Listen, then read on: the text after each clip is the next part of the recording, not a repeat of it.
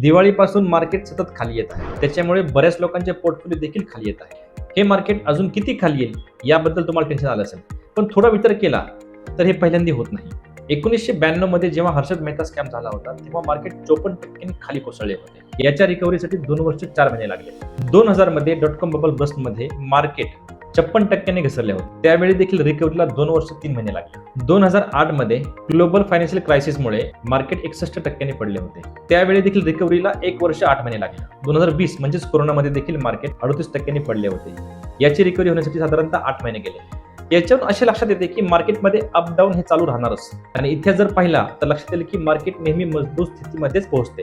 याच्यामुळे घाबरून तुमची इन्व्हेस्टमेंट थांबवू नका. अशा वेळी डाऊन मार्केट ट्रेंड चालू आहे असे समजा आणि कमी एनएबी मध्ये जास्त युनिट खरेदी करण्याची संधी चुकू नका. अशा वेळेस तुम्ही म्युच्युअल फंड मध्ये SIP करा किंवा लमसम टाका, परंतु इन्व्हेस्ट नक्की करा आणि नेहमी इन्व्हेस्टेड राहा. तुम्हाला म्युच्युअल फंड बद्दल आणखी माहिती पाहिजे असेल तर तुम्ही या दिलेल्या नंबरला कॉल करा.